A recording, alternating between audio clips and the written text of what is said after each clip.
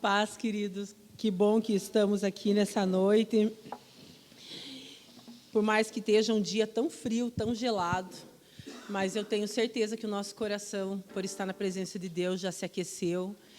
E nosso Deus se faz presente, a palavra diz, né? Nos garante isso, que é onde um ou dois ou mais estiverem reunidos em seu nome, ali Ele se faz presente e o nosso Deus se faz presente aqui nessa noite.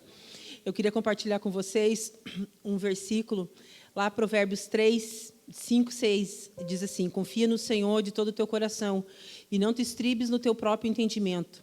Reconhece-o em todos os teus caminhos e Ele endireitará as tuas veredas. Quando a gente confia no Senhor, as coisas realmente mudam na nossa vida.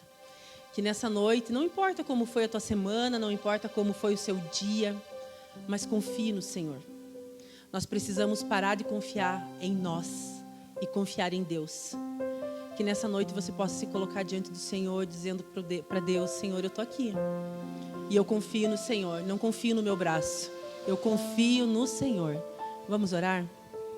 Deus querido, Deus de amor, nós estamos aqui reunidos em Teu nome, Senhor. Obrigado pela oportunidade de mais uma vez estar na Tua casa, ó Pai, junto com os nossos irmãos para Te louvar e para Te adorar. Deus querido, nós queremos colocar as nossas vidas desde já diante do Senhor. Nós viemos, ó Pai, porque nós precisamos do Senhor. Nós viemos porque nós sabemos que o Senhor é Deus fiel e o Senhor é aquele que endireita as nossas veredas, Pai.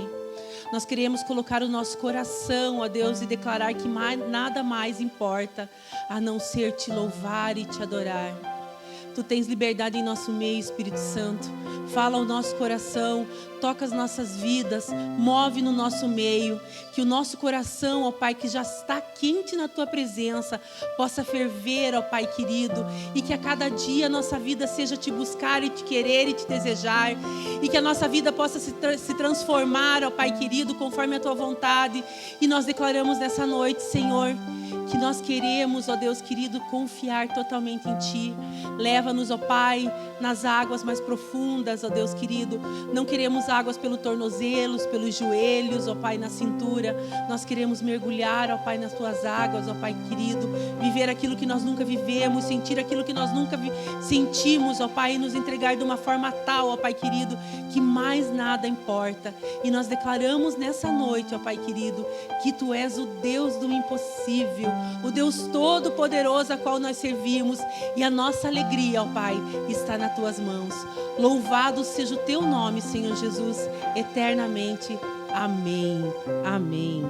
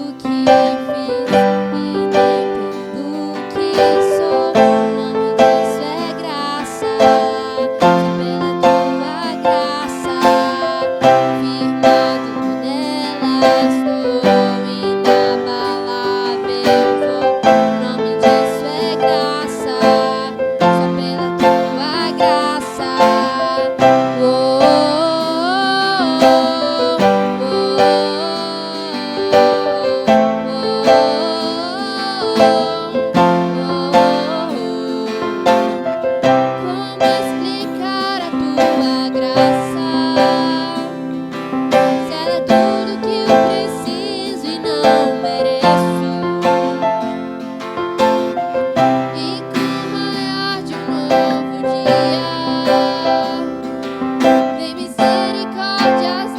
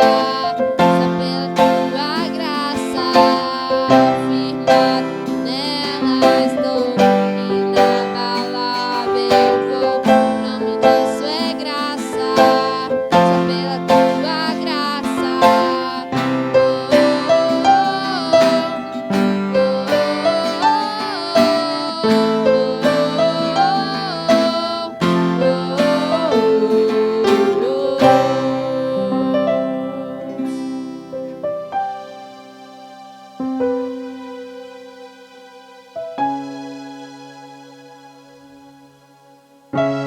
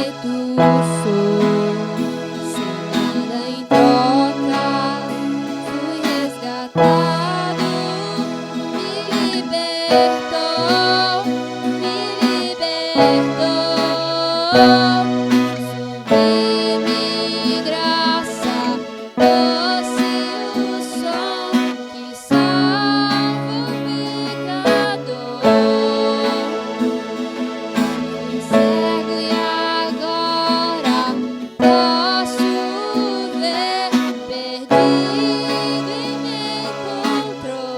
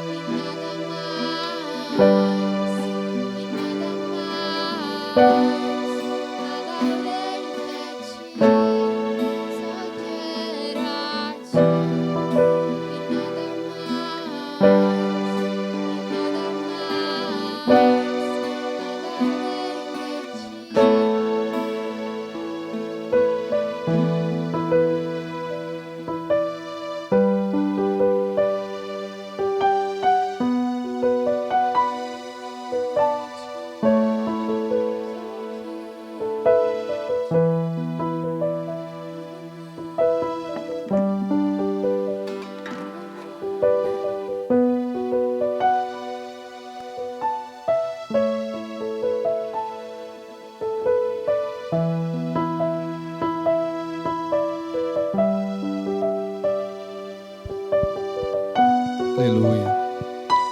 Pode fechar os teus olhos nesse momento, colocar o teu coração no Senhor.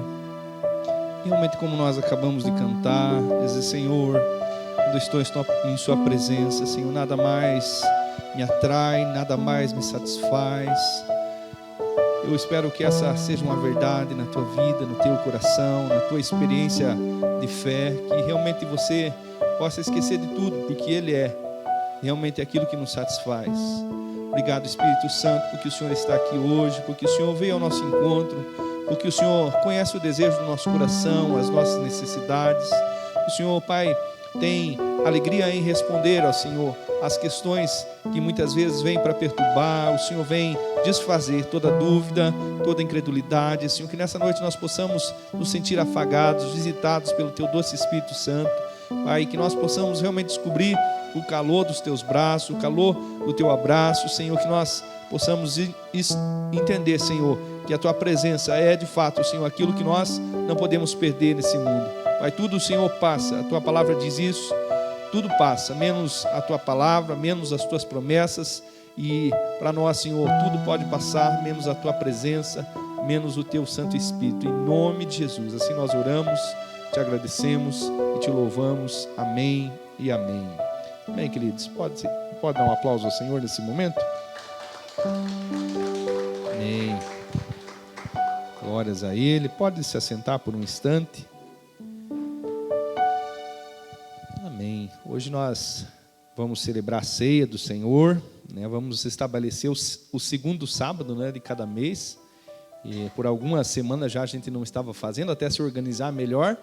Fizemos, né, a última ceia nossa lá na pousada, né? E hoje nós vamos novamente fazer a ceia, e todo sábado já, para vocês ficarem mais ou menos programados. É bom a gente ter essa programação, né? Nós vamos fazer a nossa ceia do Senhor. Eu queria repartir um trecho das Escrituras que está lá no livro de Mateus, capítulo 16, versículo 20. É um texto muito fácil de entender, né? Mas a realidade que ele apresenta, talvez a gente não assim como os discípulos, não reagisse de forma tão certa e tão correta como deveria, né? Porque os discípulos, de fato, não entenderam o que Jesus estava comunicando ali em Mateus 16, 20. O texto de Mateus 16, 20 diz assim: então advertiu a seus discípulos que não contassem a ninguém que ele era o Cristo. Desde aquele momento, Jesus começou a explicar aos seus discípulos que era necessário que ele fosse para Jerusalém e sofresse muitas coisas nas mãos dos líderes religiosos, dos chefes dos sacerdotes e dos mestres da lei, e fosse morto e ressuscitasse no terceiro dia.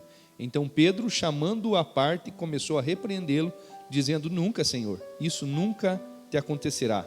E Jesus, no versículo 23, virou-se e disse a Pedro: para trás de mim, Satanás, você é uma pedra de tropeço para mim, e não pensa nas coisas de Deus, mas nas dos homens. Um texto, né, que a gente, para nós hoje é fácil de entender, né? Depois de a gente receber uma explicação, de a gente receber, né, um ensino baseado nesse texto, né? Mas imagine a gente andando com Jesus, de forma que os discípulos estavam fazendo ali fisicamente, e Jesus, que era o mestre, que era o Senhor, que era o líder, né, começa a falar da sua partida, começa a falar da sua morte, né? E eu imagino um misto, né, de emoções no coração dos discípulos. Era muito comum que as pessoas, né, especialmente os judeus, esperassem um líder diferente, um líder que governasse, que, né, reinasse, que estabelecesse o reino de Deus de uma forma terrena, de uma forma natural. E eu imagino que às vezes os discípulos entendiam quem era Jesus, às vezes eles ficavam, né, ali balanceados, pensando também que talvez Jesus fosse permanecer, né, reinando e mudasse a realidade de forma natural. E aqui a Bíblia diz, né, que ele começou a anunciar a partir ali de forma constante que ele estava caminhando em direção à sua morte, né, à sua morte de cruz. A Bíblia fala da ceia do Senhor como memorial, não é verdade? Não está escrito lá no livro de Coríntios, né? Nos textos que falam de forma específica sobre a ceia, que ela é um memorial. E nós vamos falar um pouquinho hoje sobre propósito. A mensagem da noite vai ser sobre propósito. E eu queria, né, conectar as duas coisas, mostrando para vocês que quando Jesus, né, viu que o tempo estava se aproximando, ele começa a anunciar que o dia, o momento da sua, né, morte de cruz estava se aproximando. Os discípulos, né, ficam aflitos, talvez em dúvida, mas será que ele de fato é o rei? Será que ele de fato é o Salvador? Se ele está falando que vai morrer, se ele está falando que vai partir? E aí Jesus, né, um pouco antes da sua, né, crucificação, ele estabelece a ceia de forma definitiva. Ele diz aquilo, né, que vocês estão vendo, né, de forma figurada aqui no pão, de forma figurada no vinho, vai acontecer, né, comigo. Eu sou o pão da vida, eu sou, né, aquele que vai dar o sangue para remir vocês, né? Nessa noite eu queria que vocês pudessem fechar os olhos de vocês e que pudessem entender que Jesus era 100% homem, mas era 100% Deus. E nele habitava todo o poder, nele habitava toda a divindade, nele havia todas as possibilidades. E inclusive a de mudar o mundo de forma natural, de fato reinar, de fato estabelecer novas leis, novas regras, novos padrões, e mudar o mundo de forma natural. Mas a sua morte de cruz era necessária para mudar o mundo espiritual. O mundo natural às vezes vai bem, às vezes nós temos tempos de progresso, tempos de avanço, tempos de alegria, tempos de realização, mas se Jesus não tivesse vindo, todo o sucesso, todo o progresso, toda a realização, elas realmente, né, não fariam sentido, porque nós também saberíamos que o dia que nós morrêssemos, a nossa vida eterna estava, né, realmente comprometida. Mas ele vem anunciando a sua morte desde antes, né, enquanto estava vivo, aos seus discípulos, para que eles tivessem esperança. Mas eles muitas vezes ficavam desesperados. Nessa noite nós estamos diante, né, desse memorial, desse pão, desse suco da vida, mas é para nos trazer esperança, para que vocês se lembrem que quando ele anunciou a sua morte, quando ele anunciou que ele cumpriria o seu propósito aqui na terra, era para que os seus discípulos tivessem esperança. Então, nesse momento, se você olhar para essa mesa de forma organizada, de forma tão simples, mas mantemos, né, aquilo que Jesus nos ensinou, mostrando que há um sangue que remiu os nossos pecados, há um corpo que foi moído para que nós tivéssemos a nossa comunhão novamente restaurada com o Pai. E eu queria orar para que depois nós pudéssemos tomar nossa ceia e realmente experimentar algo acontecendo dentro de nós, através da nossa fé, através do cumprimento da palavra do Senhor nas nossas vidas. Amém? Papai querido, nessa noite nós te agradecemos porque o Senhor não se esquivou da cruz do Calvário. O Senhor bem que poderia tentar resolver as coisas de outra maneira, mas o Senhor cumpriu o seu propósito. O Senhor veio a esse mundo, Pai, Senhor Jesus, sob a orientação do Pai, sobre o propósito do Pai de morrer para nos salvar. E isso é realmente, Senhor, a maior prova de amor que nós poderíamos receber, Senhor, que o Filho morreu para que todos aqueles que nele crescem recebessem vida eterna. E nessa noite, Senhor, nós receberemos esse cálice, nós receberemos esse pão, Pai, e nós celebraremos, Pai, em memória do Senhor, o seu sacrifício, e nós declararemos a nossa fé mais uma vez, reafirmaremos a nossa fé no Senhor, nos aliançaremos novamente contigo, Senhor, todas as vezes que nós cearmos, Pai, nós estaremos declarando ao Senhor, ao mundo espiritual, que alguém nos amou, que alguém renunciou a si próprio, que alguém deixou tudo para que nós fôssemos resgatados, salvos e redimidos. E agora, Senhor, é a nossa atitude, é a nossa vontade, é a nossa escolha, nos abnegar da nossa vida natural para viver, Pai, eternamente contigo. Nós temos aberto as mãos, Senhor, da nossa vida natural, das nossas escolhas, da vontade da nossa carne, para viver pelo Teu Santo Espírito. E é isso que nós estamos declarando, Pai, profeticamente, simbolicamente, Senhor, ao cearmos contigo. Nós queremos estar, não apenas aqui e agora, mas por toda a eternidade, conectados com o Senhor. Isso não é algo que nós conquistamos com as nossas próprias forças, mas que o Senhor conquistou, Pai, na cruz do Calvário por nós, em nome de Jesus. Eu peço, Pai, que o Senhor renove a nossa fé, que enquanto nós ceamos, Pai, o Senhor novamente acenda um fogo nos nossos corações, que o Senhor traga memória, Senhor, Pai, aquilo que o Senhor fez por nós, que o Senhor traga memória as Tuas promessas a respeito das nossas vidas, que o Senhor não deixe as circunstâncias, Pai, não deixe as dificuldades, Pai, os impedimentos, as barreiras nos fazerem esquecer que há algo maior pelo qual nós devemos viver, Pai, que há algo maior pelo qual nós devemos realmente crer, Senhor, no nome de Jesus, e a Tua palavra se cumprirá, e esse memorial realmente nos despertará para aquilo que o Senhor tem preparado desde a eternidade para toda a eternidade, em nome do Senhor Jesus. Eu abençoo, Pai, esse cálice e esse pão, no nome de Jesus, e que, Pai, através dessa celebração, Senhor, Pai, cumpra a sua palavra. O Senhor diz que muitas pessoas, a sua palavra diz que muitas pessoas eram curadas ao ceiar, eram salvas a cear. Que nessa noite, Senhor, nós possamos receber, junto com aquilo que nós estamos celebrando aqui, Senhor, Pai, o favor do Senhor alcançado lá na cruz, no nome de Jesus, amém e amém. Amém, queridos. Quero desafiar vocês a se levantar agora, né, e vir tomar o cálice de vocês, levar e retornar para suas cadeiras e cear com a sua família, e realmente, né, crer que a favor do Senhor, né, essa mesa simples está aqui representando o favor do Senhor para as nossas vidas. Ele morreu para nos salvar, para nos favorecer, para nos colocar no caminho, né, que nos leva ao Pai. Amém, queridos? Então pode se levantar e vir até a frente e tomar a sua ceia. E se, né, vieram preparados para isso, podem deixar também as suas ofertas, né, os seus dízimos, ou fazer posteriormente pelo aplicativo, né, pelos meios eletrônicos.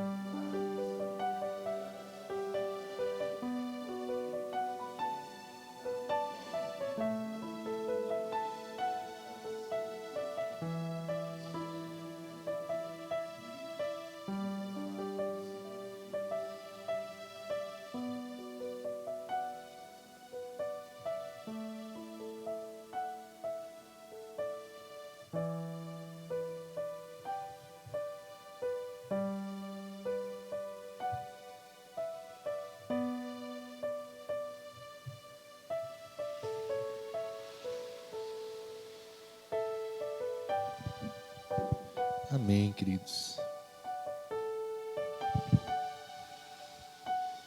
O frio espantou os irmãos, não é verdade? A semana passada estava bem frio também, tanto em Rebouças quanto em Inácio também. A fila estava bem curta.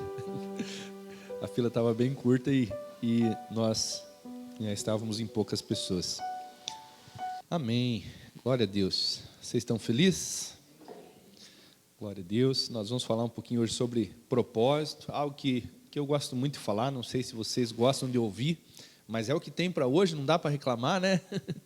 Nós vamos, né, realmente reviver aqui, descobrir talvez, né, reafirmar algumas coisas que a palavra diz a nosso respeito, ao nosso motivo para viver, né? A palavra propósito, ela tem vários meios de explicá-la, mas eu gosto de imaginar as coisas para me entender, né, o porquê elas existem.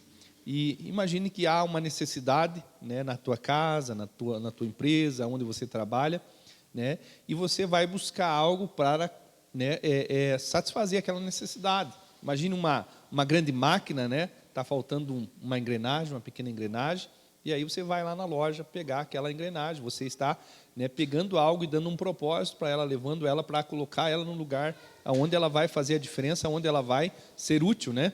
E eu imagino Deus, e nós vamos provar pela palavra de Deus essa realidade, Ele dizendo, há uma necessidade nesse mundo, há uma necessidade nessa terra, há uma necessidade nesse tempo, há uma necessidade nesse lugar, há uma necessidade nessa cidade. Então eu vou, né, colocar alguém lá, salvá-lo, redimi-lo, purificá-lo, santificá-lo, capacitá-lo e, né, colocar nesse lugar para que esse lugar não fique vazio, para que a minha vontade se cumpra, né?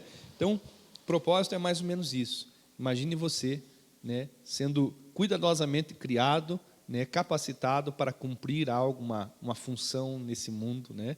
É claro que Deus não nos fez, ou não Ele não nos ama por causa da nossa utilidade, mas Ele nos deu utilidade, amém? Ninguém nessa terra é inútil, né? E é bom a gente descobrir isso, é bom a gente lembrar disso, que Ele não nos ama por causa da nossa utilidade. Se fosse assim, nós seríamos, né, tão valiosos quanto um objeto, mas Ele nos ama porque nós somos feitos à imagem e semelhança dEle, porque Ele nos, né, amou antes, né, de nós sermos santificados, antes de nós sermos úteis. Então, isso já é algo, né, bem esclarecido, mas junto com a salvação Ele também nos capacitou, Ele nos deu os dons, nos deu talentos, e esses talentos vão nos ajudar a viver esse propósito tão lindo nessa terra, amém? Uma das coisas que a gente sempre fala, não lembro se a gente já pregou sobre isso aqui em Rio Azul, mas a importância de uma identidade de filho, de filha, né? Tem muitas pessoas, né, muito talentosas, que têm realmente assim tudo para ser feliz nessa terra, mas eles não conseguem se ver ainda como filhos e filhas amadas de Deus, e por isso estão, né, como aquele ditado que fala assim, essa pessoa mora no castelo, mas ela está lá no calabouço do castelo. Ela tem um castelo inteiro para desfrutar, mas ela prefere ficar lá no calabouço, lá no lugar mais frio, mais escuro, mais, né, inóspito, porque ela não descobriu quem ela é, né? No castelo existem lugares para os filhos, mas porque ela não sabe que é filho, porque ele não sabe que é filho, às vezes vai ficar lá no calabouço, vai ficar lá num lugar isolado de sofrimento, né? Então, a identidade, né, espiritual, nossa identidade de filho e filha amada de Deus é extremamente importante. É importante que a gente lembre isso hoje, né? E cada um de vocês, né, pela nossa fé em Cristo Jesus, nós nos tornamos filhos de Deus, amém? Mas outra informação importante, tão importante quanto, né, a nossa compreensão da identidade, é compreender também o nosso propósito. Porque é só compreendendo o nosso propósito que os dons e talentos que Deus nos deu podem ser aproveitados. Senão, né, imagine alguém talentoso, alguém, né, capaz, mas está lá no banco de reserva. Imagina um jogo de futebol lá, né? Eu sou péssimo em jogo de futebol, não lembro, já fui melhor, né? Acho que agora não dá tempo para assistir jogo, né? Mas imagine aí, vocês que gostam de futebol, o melhor jogador sempre no banco de reserva, né? Ele está lá, tem habilidades, tem capacidade, né? Ele pode resolver o problema, ele pode mudar a realidade, mas ele está lá porque ele não, né, foi colocado no lugar devido e não vai cumprir o seu propósito, né? Então, imagine você também no reino de Deus. Nós somos jogadores importantes, nós podemos mudar realidades, nós temos potencial para, né, transformar vidas, mas nós precisamos descobrir isso e, né, como igreja precisamos descobrir isso, de forma individual precisamos descobrir isso, porque senão nós vamos ficar lá sentadinho no banco de reserva. E tem muita gente que até gosta, porque o jogador que está no banco de reserva, ele também ganha, né? E ele não faz muito esforço, ele não se expõe, né, a muitas situações, a muito risco, né? Ele não se cansa, mas Deus não quer você no banco de reserva. Deus nos quer vocês, né, vivendo o propósito de vocês, amém? Então, deixar de viver o propósito é simplesmente viver para nós mesmos. E essa é uma das coisas assim que precisa ficar muito claro, muito específico, né? Nós podemos viver só para nós mesmos, mas é a maneira mais egoísta que uma pessoa pode escolher viver. E, né, se nós pretendemos viver o propósito de Deus, nós vamos ter que aprender a não viver para nós mesmos. Jesus poderia viver só para Ele mesmo. Ele já estava lá no trono, sentado à direita do Pai, mas para viver o propósito, Ele abriu mão da sua vontade, do seu desejo, da sua segurança, né? E Ele vem e se despe da sua divindade, Ele se despe das qualidades, das habilidades, né, do seu ser espiritual, e Ele se torna um homem comum, Ele se torna um servo, Ele se torna um escravo, né? Então, uma das coisas importantes a respeito de propósito, ela exige que a gente não viva para nós mesmos. Ninguém que, né, pretende viver apenas para si mesmo vai viver o propósito de Deus nessa terra, né? Então, algumas pessoas, conforme a capacidade delas abrirem mão da sua vontade, elas vão viver a vontade do Senhor, né? Então, eu posso abrir mão de 50% da minha vontade. Isso me torna apto para viver 50% da vontade de Deus. Se eu abro mão 100% da minha vontade, se eu estou totalmente à disposição de Deus, então eu me candidato a viver 100% do propósito de Deus também, amém? Nós precisamos viver orientados, né, pelo propósito, e nos desprender das coisas, né, que né, podem nos impedi-lo de cumprir. Eu queria que você abrisse comigo lá em Filipenses 3,13.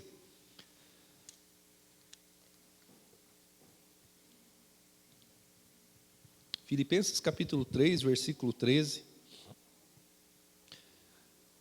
e 14, diz assim: irmãos, não penso que eu mesmo já o tenha alcançado, mas uma coisa faço, esquecendo-me das coisas que ficaram para trás e avançando para as que estão adiante de mim, prossigo para o alvo, a fim de ganhar o prêmio do chamado celestial de Deus em Cristo Jesus. O autor desse texto, dessa porção das Escrituras, é o apóstolo Paulo, inspirado pelo Espírito Santo, e aqui ele fala de um alvo, né? Essa palavra alvo é equivalente à palavra propósito. Ele fala de prosseguir, né? E prosseguir significa correr, né?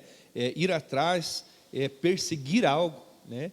E nós podemos parafrasear esse texto dizendo que ele, né, estava realmente focado em cumprir o seu propósito, né? E ele estava disposto a deixar as coisas que fossem necessárias para trás, para avançar na direção de cumprir o propósito, né? Tem outro texto que é muito profundo, que fala de Paulo, dizendo que a minha vida é como nada, eu não ligo para ela, contanto que eu cumpro o meu propósito, que eu encerre a carreira, né, que eu guarde a fé e assim por diante. Nós somos desafiados a pensar de forma semelhante, a pensar que tem um alvo, e esse alvo é o nosso propósito, que nós precisamos deixar algumas coisas para trás, para que esse propósito seja alcançado. Se a gente não tiver essa visão, esse entendimento, a gente vai ficar sempre ocupado com as coisas nossas, com as coisas naturais, talvez, né? E o propósito de Deus não se cumprirá na nossa vida. Ser salvo é algo maravilhoso, amém? Eu creio que todos nós aqui já entregamos a nossa vida para Jesus, somos salvos, mas aí vem a segunda parte, né? Pela qual Jesus nos alcançou. Ele nos alcançou para nos salvar, mas também para nos usar, amém? Às vezes essa palavra usar, né, tem uma conotação ruim, né? Porque nós usamos a vassoura, nós usamos o rodo, nós usamos, né, o apazinho. Parece que é pouca coisa, parece que é uma coisa até ruim, né, ser usado por Deus, mas quando a gente realmente se vê nessa condição de ser usado por Deus, a gente descobre, né, a plenitude, talvez, daquilo que, né, para aquilo que nós fomos criados, amém? O propósito é algo chocante que eu vou dizer para vocês, talvez assim, de aquele impacto, mas o propósito deveria ser mais importante do que a nossa vida. Porque Deus, veja o que nós vamos ler lá em Gálatas 1,15. Deus, Ele não escolheu um propósito para dar para vocês. Ele escolheu vocês para um propósito. E quando a gente compreende a maneira como eu coloquei aqui, né, se Deus tivesse escolhido um propósito para dar para vocês, isso quer dizer que vocês já existiam e então Ele criou um propósito para vocês. O propósito viria em segundo plano. Mas não, o propósito já existia e Ele nos criou para cumprir esse propósito. Aí você entende que o propósito chegou antes. E as coisas que chegam antes, elas são mais importantes, né? Olha o que diz lá em Gálatas 1,15.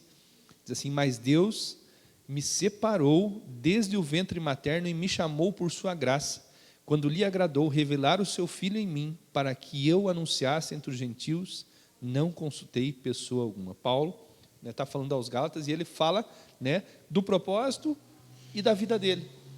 E aí nós, né, olhando atentamente, vamos perceber que o propósito já existia. Qual era o propósito? Revelar o seu Filho em mim para que eu anunciasse ele, né, Cristo, entre os gentios. E aí então Deus separou ele desde o ventre dele. O propósito já existia, já tinha um povo gentil, já tinha uma multidão de pessoas perdidas, carecendo da graça, né, carecendo das boas novas, carecendo da possibilidade de encontrar Jesus, mas faltava alguém que entrasse nessa vaga, cumprisse esse propósito. Então Deus vai lá no ventre da mãe de Paulo e, né, unge ele já nasce com esse chamado, ele já nasce com esse propósito. Demora até um tempo para ele descobrir. Vocês conhecem a história, né, de Paulo, que ele está indo a caminho de Damasco para prender, para matar, para, né, impedir o avanço do reino, e ali ele descobre o seu propósito. Então é o que nós podemos entender: o propósito para a nossa vida já existe, nós já existimos, agora só falta nós descobrir qual é o propósito de Deus para a nossa vida. Talvez vocês já saibam, talvez vocês já conheçam, né? E talvez essa pregação só vem para relembrar, só vem para trazer vida para essa verdade, né? Mas isso que nós entendemos a partir desse texto aqui é algo bem, bem profundo, né? A nossa vida deveria ser vivida assim, com foco muito, muito, né, forte em viver o propósito de Deus. Atos 20, 22 diz assim: agora, compelido pelo Espírito, estou indo para Jerusalém, sem saber o que acontecerá ali, senão que em todas as cidades o Espírito Santo me avisa que prisões e sofrimentos me esperam. Todavia, não me importo, nem considero a minha vida de valor algum para mim mesmo, se tão somente puder terminar a corrida, completar o ministério que o Senhor Jesus me confiou, de testemunhar do Evangelho da graça de Deus. E ele diz: agora sei que nenhum de vocês, entre os quais passei pregando o reino, verá novamente a minha face. Paulo está falando para os discípulos dele, está falando para os companheiros de ministério dele: olha, eu estou partindo, nós não nos veremos novamente. Imagine que notícia triste, né? Mas se a gente perceber aqui, não há tristeza na fala de Paulo. De certa forma, a gente vê até uma certa alegria, um certo realização em dizer: eu estou cumprindo o meu propósito, né? E Paulo está sendo orientado pelo Espírito Santo. Vai ter prisão, vai ter sofrimento, vai ter dificuldade, vai ter circunstância negativa. E se nós estivéssemos nessa condição, se Deus começasse a falar conosco sobre as dificuldades, sobre as prisões, sobre as tribulações que nós vamos passar para cumprir o nosso propósito, a maioria de nós talvez ia entender: não, Deus está mostrando tudo isso para mim não ir. Não é verdade? A gente tem uma tendência a pegar as informações e trabalhar de uma maneira que elas nos deixem sempre em segurança. Paulo recebeu isso do próprio Deus. Deus falou para ele: vai ter prisão, vai ter sofrimento, vai ter dificuldade, vai ter, né, carência. Mas o que nós podemos entender aqui, Deus não estava querendo parar Paulo, mostrando que as dificuldades viriam. Pelo contrário, ele está dizendo: olha, ainda que venham dificuldades, ainda que venham tribulações, vale a pena. O propósito para o qual eu criei você é grande, é valioso. Amém? Então isso nós precisamos entender, né? Que o propósito, ele não vai necessariamente se cumprir na nossa vida de forma fácil, de forma que a gente não tenha nenhuma dificuldade. Na maioria, ou, né, eu não vou dizer 100%, porque eu não conheço todo mundo, mas na maioria das pessoas, pelo menos das quais nós conversamos, é muito claro, é muito específico que para viver o propósito de Deus há certas dificuldades. Nossa vida é assim, né? Esse ano nós fazemos 20 anos andando com Jesus, cumprindo o propósito de Deus. E, né, não vou dizer para vocês que faltou coisa, que teve uma escassez talvez tão severa, mas nunca foi muito fácil a nossa vida, né? E nós não esperamos que seja assim. Eu lembro que um dia, né, quando eu estava ali orando, porque, né, cria que Deus poderia me usar um dia, né, como pastor, eu lembro de Deus me mostrar uma passagem que ele, né, usa Ananias para ir lá né, restaurar a visão de Paulo, né? E Deus fala para Ananias: vai lá e mostra para ele que ele é um escolhido meu e que ele vai sofrer por causa desse chamado. E eu senti Deus dizendo assim: olha, você está sendo chamado, né, em meio às mesma realidade. Você topa?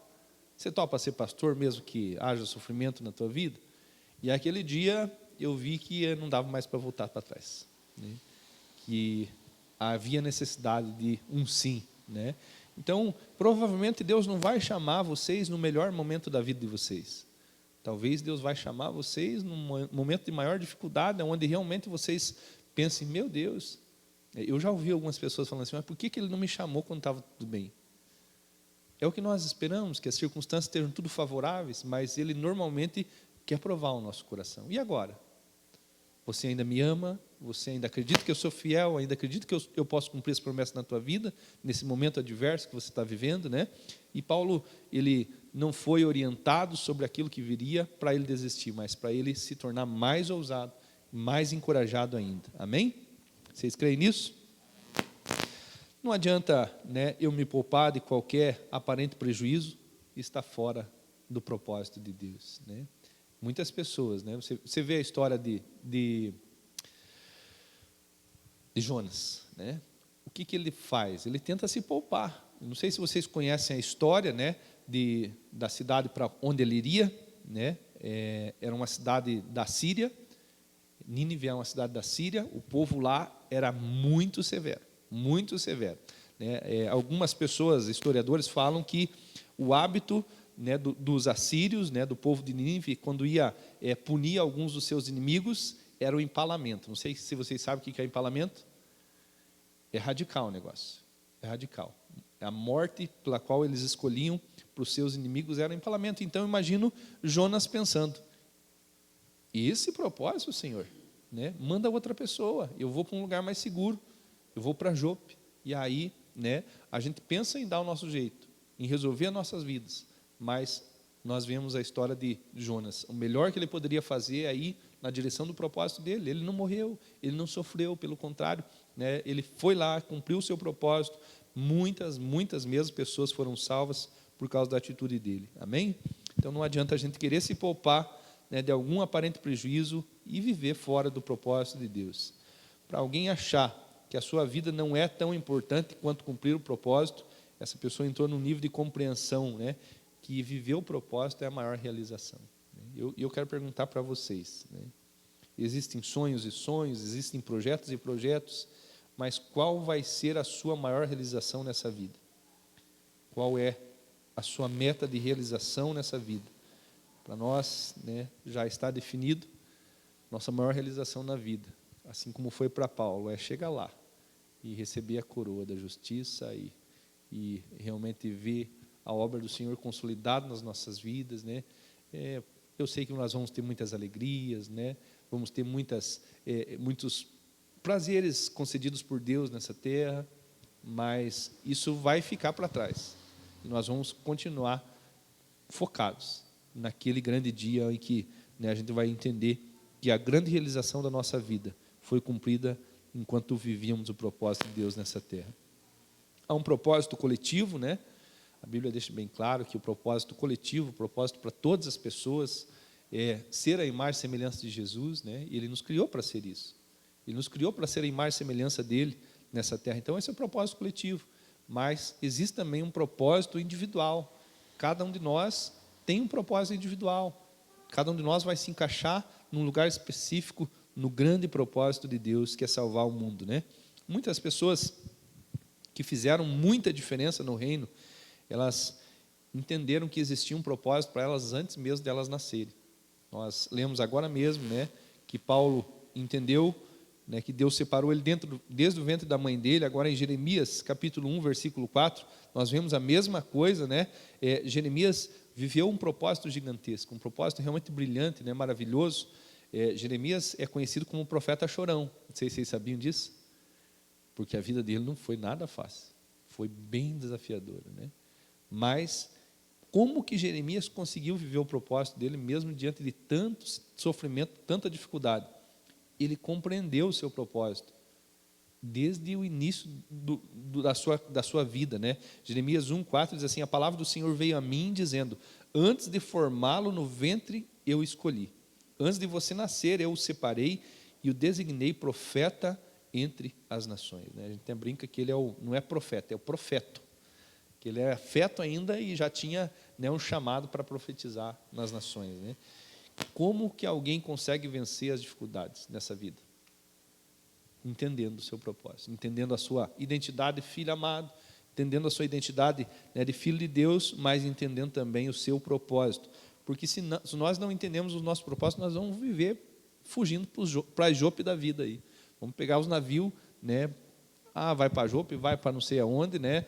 A gente vai pegar todas as possibilidades, as oportunidades, porque a gente não compreendeu que o propósito é a maior realização que nós podemos viver, né? Salmo 139 é um salmo de Davi, versículo 16, Davi também fala algo muito profundo. Ele diz: os teus olhos viram o meu embrião, todos os dias determinados para mim foram escritos no teu livro antes de qualquer um deles existir.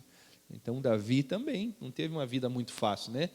Imagine a gente no lugar dele, lá fugindo de Saul, das cavernas, aquilo parece que foi rápido, né? A gente consegue ler a história toda ali, né, se tiver paciência ali, em poucos minutos. Mas essa história que nós lemos em poucos minutos foram anos, né? Momentos realmente assim desafiadores. E por que Davi não desistiu também? Por que Abraão não desistiu? Por que Moisés não desistiu? Por que Elias não desistiu? Por que Jeremias não desistiu? Por que Jesus não desistiu? Porque eles compreenderam o seu propósito, que aquilo seria para eles a maior realização da vida deles, né? E quanto mais cedo, nós vemos aí no exemplo de Paulo, de Jeremias, de Davi, quanto mais cedo nós entendemos que fomos escolhidos, mais seguros nós vamos ter e menos chance de nós nos desviarmos do propósito, nós vamos estar mais seguros e mais convictos, amém? O propósito deve definir o nosso destino. Destino, muitas vezes, tem a ver com o endereço, né? Você pensa, vou viajar, qual é o destino da viagem? Né? Vai lá, né? O Jefferson que tem viajado lá é São Paulo, é Curitiba, é Irati, é Rebouças, esse é o meu destino. Então, nós precisamos entender que o nosso propósito tem que definir o nosso destino. Imagine para onde Deus quer levar você. Esse é o teu destino, esse é o meu destino, destino que Deus nos dá a chance ou não de viver. Não é que Ele nos obriga a viver esse propósito de forma que a gente não tenha a possibilidade de nos negar a viver esse propósito.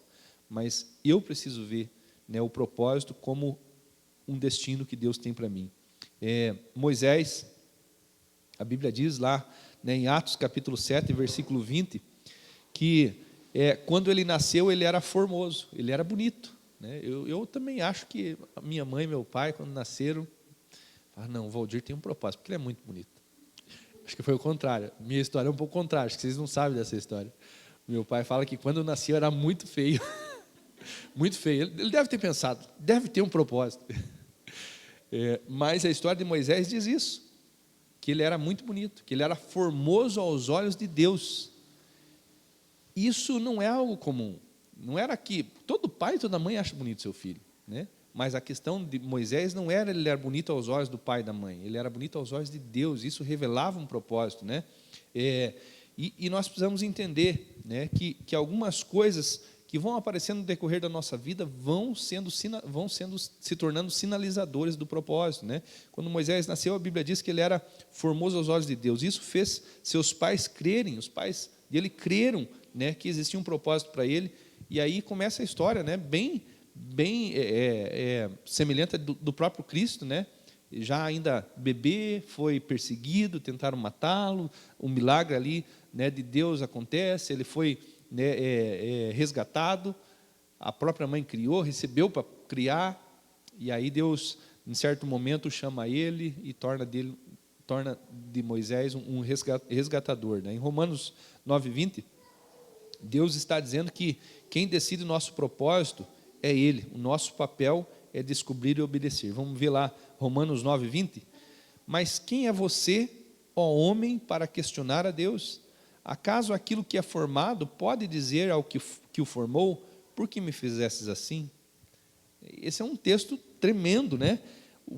A palavra nos desafia a entender a mente do Senhor, a nossa mente, a nossa pequenez e a grandeza do Senhor, né? E aqui a gente se vê, né, diante de Deus, dizendo, Deus, por que o Senhor quer que eu viva esse propósito? Não dá para enviar o Cid, o Dirceu, o Jefferson?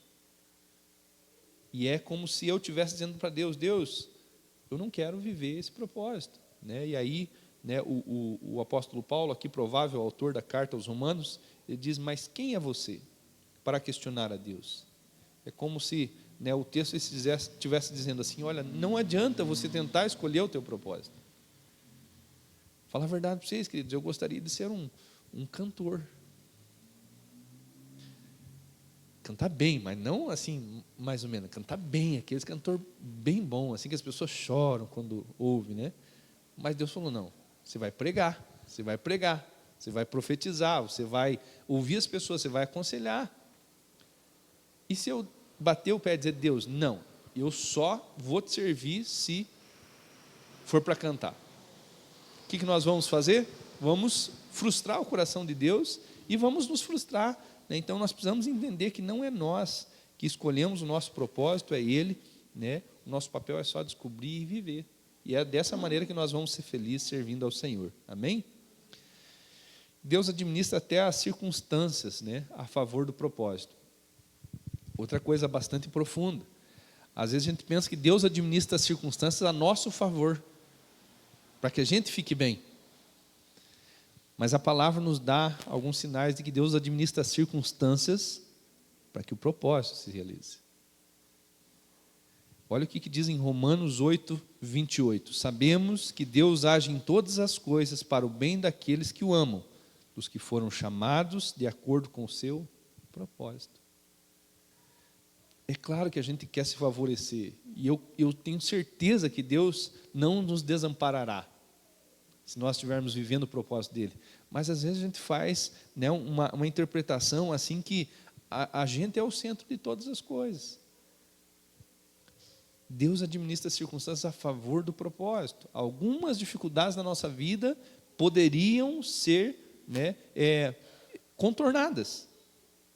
Mas por que Deus não contorna? Por que Deus não muda a direção? Por que Deus não tira daqui e põe ali? Por que não tira daqui e põe ali? Porque é necessário para que o propósito se cumpra. Então eu estou convencido que algumas coisas para mim seriam melhor se acontecessem ou não acontecessem, mas para Deus é melhor que aconteça ou não aconteça, porque o propósito é algo importante que se cumpra. Amém? Então Deus administra as circunstâncias em favor do propósito, não necessariamente de nós mesmos, né? E isso está aqui, né, escrita com outras palavras. Sabemos que Deus age em todas as coisas para o bem daqueles que o amam, dos que foram chamados de acordo com o seu propósito. Pois aqueles que de antemão conheceu, também os predestinou para serem conformes à imagem de seu Filho, a fim de que ele seja o primogênito entre muitos irmãos. Amém, queridos? Nem todas as coisas ruins, né, que acontecem são necessárias. Às vezes a gente também, né, torna difícil as coisas para Deus. Porque às vezes a gente, né, toma a decisão errada, faz as coisas erradas, e a gente gosta de romantizar, né? A gente fala assim, não, eu estou sofrendo, deve ser por causa do meu propósito. Nem todo sofrimento é por causa do propósito. Nem todo sofrimento é porque Deus está administrando as circunstâncias em favor do propósito. A gente vê, por exemplo, lá em Atos 20, 27 e 21, a última viagem missionária de Paulo, né, agora preso, né, nem era uma viagem missionária, né, era uma viagem, né, que ele estava sendo conduzido até Roma. O navio se perde, quase morre, né, foi uma tragédia que aconteceu, mas Paulo, orientado pelo Espírito Santo, falou, olha, não vamos partir, vamos ficar por aqui, porque se nós prosseguirmos a viagem vai ser perigosa. Aí pode ser que tenha lá alguém bem religioso no meio da viagem, diga, não, mas isso aqui era necessário. É por causa do propósito. Nós vemos Deus cumprindo o propósito dele mesmo em meio à viagem. Paulo, né, ninguém se perde, Paulo vai lá e cura, né, o pai de Públio, né, e milagres acontecem, eles recebem o evangelho, mas fica claro aqui que isso poderia ser prevenido. Isso não precisava necessariamente acontecer. Então, algumas coisas que nós sofremos, a gente não pode romantizar e dizer, não, estou sofrendo por causa do propósito. Pode ser que sim, pode ser que não, né? Mas é verdade que Deus administra as circunstâncias em favor do propósito e não necessariamente em nos, né, satisfazer como pessoas nesse mundo, nessa terra. Uma coisa importante, queridos, quem compreende o propósito lida melhor com as dificuldades. Vocês conhecem os dois tipos de gente com certeza. Aqueles que se desesperam com qualquer coisa e aqueles que não se desesperam com quase nada. E agora, né, assim, fazendo uma avaliação bem radical. Na minha concepção, normalmente quem não se desespera com facilidade é porque compreende seu propósito. E quem se desespera com muita facilidade é porque não compreende seu propósito. Se nós estamos caminhando para viver o propósito de Deus, a nossa jornada não acaba antes do tempo. A nossa jornada não acaba antes do tempo. Então, se eu sei que Deus tem um propósito para a minha vida, eu não preciso ter medo. Porque não vai acabar antes do tempo. Amém? Nós vemos lá na história de José do Egito, uma história bem conhecida, né? Está lá em Gênesis. Nós vamos ler o Gênesis capítulo 50, versículo 20. Tudo a história que a Bíblia fala a respeito dele, né? Ele, né, desde a sua infância já era rejeitado pelos irmãos, sofria, né, algumas situações ali com os irmãos, tudo porque Deus deu sonhos a ele, tudo porque Deus revelou um propósito para ele. E aí ele é vendido, ele cai na mão, né, de Potifar, vai para a cadeia, vai para a prisão injustamente. Lá na cadeia é esquecido, mais injustiça, injustiça traz injustiça, injustiça traz injustiça. Mas o que é incrível, nós não vemos José reclamar. Nós não vemos José questionando a Deus. Nós não vemos José se desesperando. Tipo, uma jornada para a vida toda, desde a infância. Começa as injustiças na vida dele pequenininho. E a história dele termina lá com 33 anos, quando ele realmente se torna governador do Egito. Mas nós não vemos ele reclamar. Isso porque nós concluímos, né, que quem compreende o propósito lida melhor com as dificuldades. E isso, de certa forma, fica claro, porque quando ele tem o reencontro com os irmãos dele, ele repete várias vezes, né? Deus me enviou para cá. Deus me enviou adiante de vocês. Ele compreendia o propósito. Não foi os irmãos, não foi negligência do pai, não foi Potifar, não foi os colegas de prisão. Deus estava administrando as circunstâncias para que ele cumprisse seu propósito. E aí ele não se desespera, aí ele não reclama, aí ele não murmura, porque, né, de fato, quem compreende o propósito lida melhor com as dificuldades. E no versículo 20 do capítulo 50 diz assim: vocês planejaram mal contra mim, mas Deus o tornou em bem, para que hoje fosse preservada a vida de muitos. É algo tremendo, né? Então, quando nós nos depararmos, né, com as dificuldades, especialmente com aquelas dificuldades, né, que você sabe, não fui eu que criei isso, não foi escolha minha, não foi erro meu, estou aqui de gaiato, né, como se diz, né, caí aqui de paraquedas nesse problema.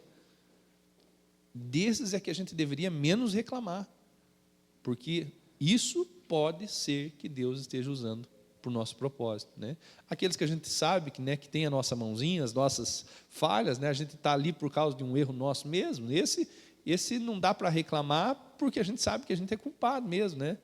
Mas fica muito claro que quem compreende o propósito lida melhor com as dificuldades. A gente vê isso na vida de José, né? Ele passou por muita situação difícil e não reclama, não murmura, não atribui isso a ninguém. Ele perdoa os seus irmãos, ele abençoa os seus irmãos, ele salva os seus irmãos da fome. E ele diz: não se preocupe, não tenho desejo de vingança, porque eu estou aqui, porque Deus decidiu que me faria viver esse propósito, né, de salvar a vida de vocês e a vida de muitos. Amém? Outra coisa importante, né, que nós não podemos é nos enroscar na história, especialmente na nossa história, né?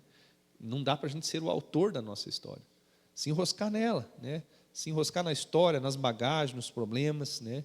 José, ele precisou esquecer isso, ele não pôde, ele não tinha tempo para ficar pensando naquilo que ele passou, na história dele, nas bagagens, né? Nos problemas que ele passou, ele esqueceu isso, e assim como Paulo fala lá, esquecendo-me das coisas que ficaram para trás.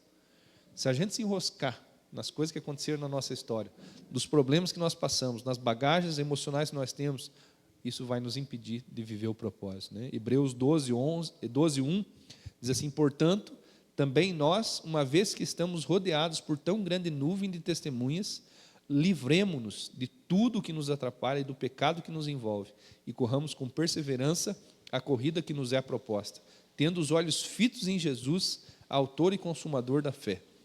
Ele, pela alegria que lhe fora proposta, suportou a cruz, desprezando a vergonha, e assentou-se à direita do trono de Deus, né? Aqui, o autor da carta de Hebreus, ele está nos ensinando de forma muito clara, né, a não se enroscar, a não se prender, e ele mostra Jesus vivendo isso. Ele diz: olha, Jesus, pela alegria de viver o seu propósito, suportou a cruz, desprezando a vergonha, né? Ou de certa forma ele está dizendo, ele não se prendeu à vergonha, ele não se prendeu às injustiças, ele não se prendeu aos problemas, às dificuldades, porque havia uma alegria. Qual era a alegria proposta para Jesus? Ver o propósito cumprido na vida dele, né? Para nós deve ser a mesma coisa, ver o propósito cumprido na nossa vida. E essa alegria de ver o propósito cumprido na nossa vida vai nos manter na caminhada, na jornada, na estrada, né, que Deus está nos conduzindo. Amém? Caleb também, né? Vocês conhecem a história de Caleb? É o retrato da perseverança, né? Nós precisamos ter uma perseverança semelhante à de Caleb, né, que realmente resistiu resistiu ao tempo, né? Resistiu ao desgastar, né? Ele se manteve firme e forte só para viver o propósito. Foram muitos anos esperando para viver o propósito de entrar na Terra Prometida, né? A Bíblia fala que só ele e Josué, da geração deles, que permaneceu vivo para entrar na Terra Prometida. Josué 14:9 fala um pouquinho sobre isso. Diz assim: por isso, naquele dia Moisés me jurou: certamente a terra em que você pisou será uma herança perpétua para você e para os seus descendentes, porquanto você foi inteiramente fiel ao Senhor, ao meu Deus. Pois bem, o Senhor manteve-me vivo, como prometeu, e foi há 45 anos que ele disse isso a Moisés, quando Israel caminhava pelo deserto. Por isso aqui estou hoje, com 85 anos de idade. Pronto, né? É como dizer assim, nós deixamos lá uma embarcação no mar por 40 anos, né, por 45 anos, e não enferrujou, não desgastou, porque depois de 45 anos, Deus vai fazer você viver o teu propósito. Caleb estava assim, estava lá. Eu não vou envelhecer, eu não vou perder as forças, porque Deus vai me dar algo que eu vou precisar de força, eu vou precisar de determinação, vou precisar de coragem, né? Então nós precisamos, né, de perseverança para viver o propósito de Deus. Talvez, né, nós já estamos vivendo uma parte dele, mas assim como Caleb, né, ele sabia que a melhor parte do propósito dele viria 45 anos depois, no momento que ele ia entrar na promessa que ele recebeu. Amém? Então, nós poderíamos parafrasear a frase de Caleb dizendo: ninguém me para enquanto eu não viver aquilo que Deus me prometeu. Amém, queridos? É uma declaração de fé que nós precisamos fazer. Às vezes a gente precisa falar para a gente mesmo ouvir. Às vezes não é para as outras pessoas, não é as outras pessoas que precisam ouvir da nossa boca isso. E a gente mesmo, às vezes, precisa, né, se ver num espelho, né, espiritual, talvez você dizendo para você mesmo, né, pregando para você mesmo, dizendo: você não pode parar, você tem que continuar, você precisa perseverar, você não pode desistir, você precisa ter mais coragem, mais ânimo, né, menos medo, porque Deus quer usar você. Amém? Precisamos declarar, né, essa visão celestial de propósito para as nossas vidas. Paulo, ele fazia isso. Ele nunca escondia isso de ninguém. Não escondia de ninguém que Deus tinha um propósito para a vida dele. Nós vemos ele fazendo a defesa dele, né? Falando com o rei Agripa, lá em Atos 26:19, ele diz assim: rei Agripa, não fui desobediente à visão celestial. Você já viu Deus, a visão do teu propósito que Deus tem? Às vezes a gente precisa fechar os nossos olhos, porque a nossa visão natural nos distrai. Mas a gente às vezes precisa dizer: Deus, eu vou fechar os meus olhos aqui e o Senhor me dá a visão do propósito que o Senhor tem para mim.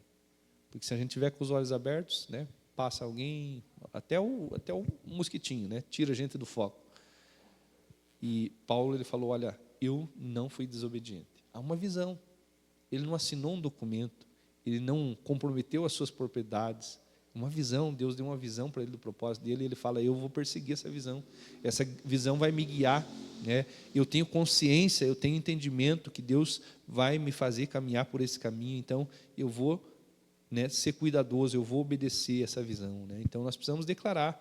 Eu sempre falo algo que creio que não é porque tenho habilidade ou capacidade ou alguma coisa relacionada a mim, mas a Deus.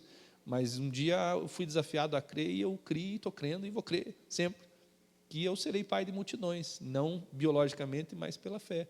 Então eu vou trabalhar por isso, eu vou viver para isso, eu vou fazer tudo que for necessário para que essa visão de fé, né, se torne realidade na minha vida. Eu faço o mesmo desafio para vocês. Ser estéril é muito ruim, é muito ruim. Se não poder gerar um filho natural é muito ruim. Imagine como é ruim não poder gerar filhos espirituais para Deus, né? Então eu me nego a acreditar que eu nasci para ser estéril. Bem pelo contrário, né? Em Deus eu posso ser prolífero, né? E eu desafio vocês a ter essa mesma visão, né, de fé em relação ao propósito. Precisamos nos preparar e viver o propósito de Deus para cada fase da nossa vida. Tem uma parte aqui das Escrituras, né? 1 Coríntios 13:11, que o apóstolo Paulo, ele fala de várias fases. Ele fala da fase do menino, ele fala a fase, né, em que ele foi progredindo ali, era criança, adolescente. Ele não usa esses termos, mas nós entendemos que ele está falando de fase, né? criança, adolescência, juventude, né, e a vida adulta. E ele fala assim: quando eu era menino, falava como menino. Eu poderia dizer para vocês, as nossas crianças, elas têm que viver o propósito delas para a fase delas agora. Eu ensino as meninas a fazer isso, né? A Nicole, ela, desde uns 11 anos, mais ou menos, ela já ministrava, né, o louvor lá nos adolescentes, 11, 12, né? E a Sara, a mesma coisa. Eu estou mostrando para ela que ela tem que viver agora o propósito de Deus. Eu não posso pensar, não, o meu propósito é lá depois que me aposentar. Não é. Eu lembro do pastor Ney, um dia, ele foi fazer uma viagem de missão lá para a África. Tem uma família missionária lá na África, e ele foi para lá visitar essa base missionária, e aí ele se empolgou no momento lá, e ele prometeu para o pastor, como que é o nome do pastor? Osney. Para o pastor Osney, falou: pastor, fique tranquilo, que não vai demorar muito tempo, eu vou me aposentar e eu vou vir para cá. E ele falou aquilo como se ele estivesse falando algo muito empolgante. Ele falou: olha, quando você se aposentar, você fica lá. Porque aqui nós precisamos de vigor, precisamos de força, precisamos de potencial, né? Quando você se aposentar, provavelmente o teu potencial já foi gasto em outras coisas, né? Então, nós precisamos entender que Deus tem um propósito agora para a nossa vida. Não posso esperar, não, eu vou viver o meu propósito para depois que me aposentar. Depois que me aposentar, eu vou ser um missionário, eu vou ser um pastor, vou ser um ministro, vou ser um profeta, vou ser um evangelista, vou ser um mestre, né? E se nós temos uma visão clara do propósito, eu preciso me preparar para isso. Como que eu vou viver o meu chamado de pastor se eu não tenho o hábito da leitura, da oração, do jejum, se eu não gosto de pessoas, né? Eu preciso me preparar para isso, porque quando chegar o momento de viver o propósito, daí não dá tempo de se preparar. Nós precisamos nos preparar antes, né? Então, eu oriento as crianças também, né? Trabalhem isso, mantenham vivo isso dentro dos filhos, né? Que eles têm um propósito. Tem um propósito para agora, como diz o texto, né? Quando era menino, fala com menino. Pensava como menino, raciocinava como menino. Quando me tornei homem, deixei para trás as coisas de menino. A Nicole, que é a maior nossa, né? Ela sempre foi orientada a viver o propósito dela na escola. Então, ela sempre procurou oportunidades de falar de Jesus, de servir as pessoas na escola, né? Agora já está trabalhando, né? Sempre é orientada. Lá no trabalho, você tem uma parte do teu trabalho que você faz para ganhar o teu salário. Mas lá dentro do teu trabalho, você pode fazer algumas coisas que é para cumprir o propósito, que você não vai receber por isso. Você não vai ser recompensado naturalmente por isso, né? É a nossa mentalidade. Eu posso ser pastor só para receber o meu salário. Ou eu posso ser pastor para cumprir o meu propósito. Cada um de vocês também tem uma profissão, podem, né, exercer essa profissão só para receber, né, a recompensa natural, ou podem exercer essa profissão entendendo que nela também há uma possibilidade de viver, né, o propósito de Deus. Amém? Então, nesse momento, né, nós precisamos entender que há um propósito para agora, amanhã vai ter um propósito, daqui a um ano vai ter um outro propósito, né, e assim ele vai se desenvolvendo. Se tivesse, né, o caso aqui, nós poderíamos falar, né, o Pietro, né, está solteiro, tem um propósito para ele no período que ele está solteiro. Nós, casados, tem um propósito para nós agora como casados. Agora eu já estou na terceira idade, já estou aposentado, tem um propósito para nós agora. Deus nunca para, Deus nunca, né, vai abrir mão do propósito dele para nós. Amém? Importante cuidar das distrações. Não pode se deixar distrair, né? É fácil distrair, né? Tem tanta coisa bonita nesse mundo para a gente se distrair, tem tanta coisa boa, né, que chama a nossa atenção, às vezes as coisas ruins também, as adversidades, né, as propostas, né, a necessidade. Sempre falo isso, né, que alguém que tem propósito não pode se mover por propostas. Propostas e propósitos, embora sejam palavras parecidas, são antagônicas, né? São muito diferentes e, normalmente, quem se move por proposta, né, se afasta do propósito. E a necessidade também, às vezes, a necessidade de agradar alguém, a necessidade de se agradar, né? O propósito só, né, pode levar em consideração agradar a Deus, né? Não vou ler todos os textos para nós não nos demorarmos, mas, né, a gente precisa cuidar com as distrações e precisamos lutar também para ver o propósito de Deus realizado na nossa vida. Queria desafiar vocês a ficar de pé nesse momento.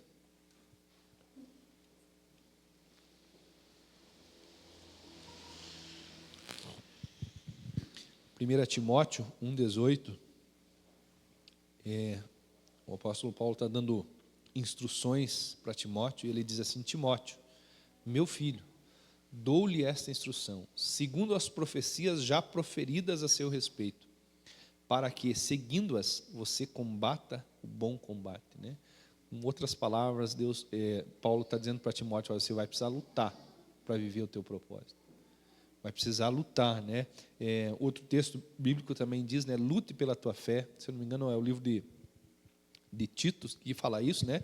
Ele fala assim: olha, eu gostaria de falar sobre outros assuntos, mas nesse momento eu julgo, né, que é mais necessário despertar vocês para lutar pela fé de vocês.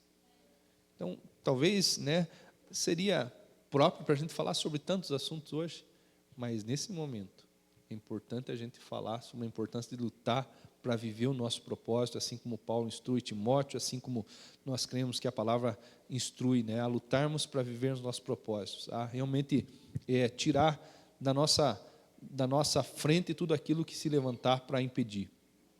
1 Coríntios 9, versículo 24, também o apóstolo Paulo fala sobre, né, a vida de um atleta. Né?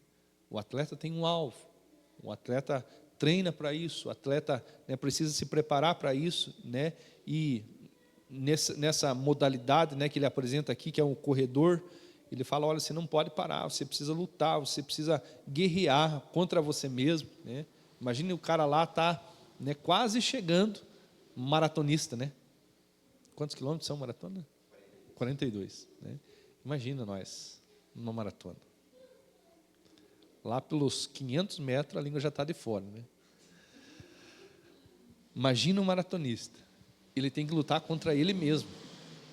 Nesses 42 quilômetros, ele vai ter pensamentos de todos os tipos. Vai ter um momento que ele vai pensar: está ganho. E, né, ele olha para trás, nem vê os adversários. Está ganho. E isso pode fazer ele perder. Vai ter momento que ele vai dizer: olha, as dores começaram a aparecer, isso vai me fazer perder. Não vou aguentar, isso, aquilo outro, né? Então são guerras muitas vezes contra nós mesmos, que precisam ser guerreadas, senão a gente não vive o propósito. E aqui no texto de 1 Coríntios 9, 24 diz assim: vocês não sabem que dentre todos os que correm no estádio, apenas um ganha o prêmio?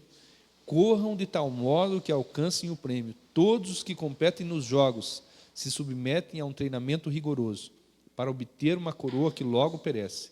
Mas nós o fazemos para ganhar uma coroa que dura para sempre. Sendo assim, não corro como quem corre sem alvo, e não luto como alguém que esmurra o ar. Amém, queridos? É essa a nossa realidade, né? Nós estamos lutando por algo que às vezes nós não estamos vendo com os nossos olhos naturais, mas é real. É real. Amém? Você pode fechar os teus olhos nesse momento?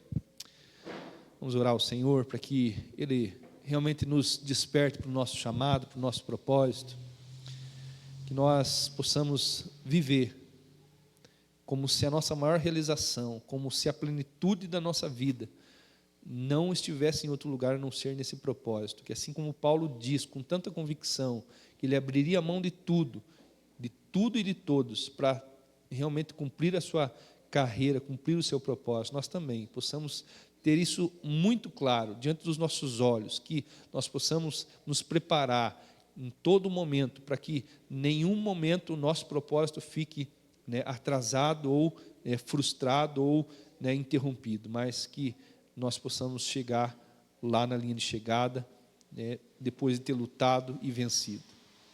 Papai querido, em nome de Jesus, eu oro, Senhor Deus, por cada vida preciosa que está aqui nessa noite, Senhor, e eu declaro sobre eles, Senhor, a Tua palavra, que é a verdade, Senhor, que é a espada de dois gumes, que penetra até a divisão do espírito da alma, que dá discernimento, que traz encorajamento, que traz realmente, Senhor, um refinar aos nossos corações, às nossas mentes. Eu oro, Deus, em nome de Jesus, pedindo a Ti, Senhor, que o Senhor envie o Teu Santo Espírito agora, que Ele que convence da verdade, da justiça e do juízo, também nos convença do nosso propósito, também nos ensine, Pai, que há algo, Pai, para o qual nós fomos criados, pelo qual nós existimos, que nós realmente precisamos não nos deter, não criar obstáculos, criar impedimentos ou tentar fugir do nosso propósito, pelo contrário, que nós possamos nos tornar cooperadores daquilo que o Senhor já definiu que fará. Nós oramos, Pai, que o Senhor nos ajude, Senhor, quando as dificuldades, as tristezas, as decepções chegarem, que nós possamos compreender nessa noite que o Senhor administrará, Pai, as dificuldades, as circunstâncias em favor do nosso propósito, que nós não desistamos nesse período. No nome de Jesus nós oramos, Pai, também te pedindo, Pai, que o Senhor nos ajude a entender que o Senhor nos criou para um propósito e não criou um propósito para nós. Isso significa muito, significa que nós devemos amar tanto o propósito e não nos determos em favor de nós mesmos, Senhor. Nossa vida, ela é importante porque existe um propósito para nós. Se não existisse um propósito para nós, nós não poderíamos atribuir tanta importância à nossa vida como ela realmente é. No nome de Jesus, eu peço que o Senhor guarde isso no nosso coração, que essa palavra realmente esteja se desenvolvendo, Senhor, que nós possamos pegar tudo aquilo que foi trazido aqui hoje, toda a informação que veio do Teu coração e tornar essas informações atitudes, Pai, ações, e que no final de tudo, Senhor, nós possamos nos alegrar junto de Ti e ver os frutos, Pai, dessa jornada na vida de cada um aqui, em nome de Jesus, amém e amém. Amém, queridos? Vocês recebem essa palavra? Então vamos aplaudir o Senhor por isso? Ele é digno, hein?